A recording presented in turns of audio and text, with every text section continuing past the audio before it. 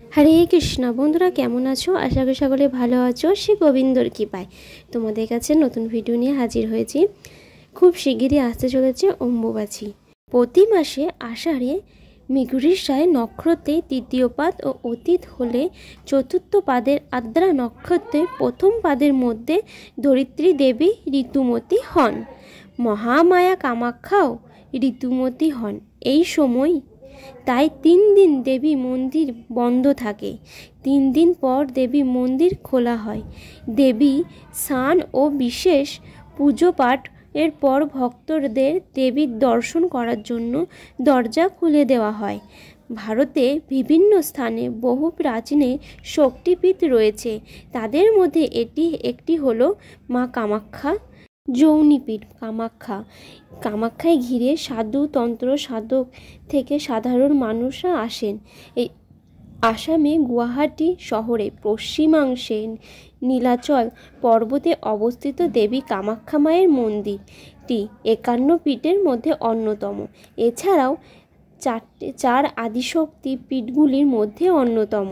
জ্যোতিষশাস্ত্রে বলা হয়েছে যে সূর্য যেই সময় মিথুন রাশিতে গমন করে সেই অম্বুবাচী পালিত হয়। ধরিত্রী এই সময় ঋতুমতী হন। তন্ত্রবিদ্যার জন্য বিখ্যাত কামাখ্যা মন্দির। তান্ত্রিক ও আঘরীদের মধ্যে তন্ত্রবিদ্যা জন্য বিখ্যাত।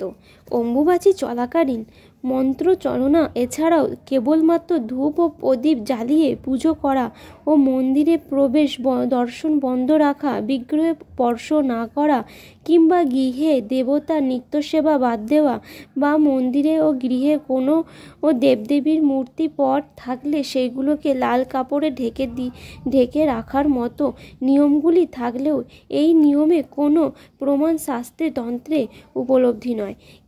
কিংবদন্তি অনুসারে সতী যখন নিজেকে নির্দোষ প্রমাণ করতে আগুনে ঝাঁপ দিয়ে নিজের জীবনকে বিসর্জন দিয়েছিল, তখনই ভগবান শিব মায়ের দেহ নিয়ে ধরিত্রী বুকে পাগলের মতো বিচরণ করেছিল।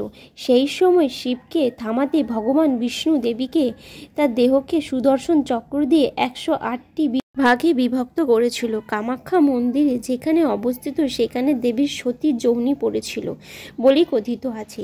এই 3 দিন সতী ঋতুস্রাব হয়, যার কারণে মন্দিরের চারপাশে নদী ও পুকুর জল লাল হয়ে যায়। এছাড়াও মন্দিরের দরজা বন্ধ করায় আগে একটি সাদা কাপড়ে মন্দিরে রেখে দেওয়া হয়। এরপর মাত্র 3 দিন পর যখন মন্দিরের দরজা খোলে সেই কাপড়টি লাল হয়ে যায়।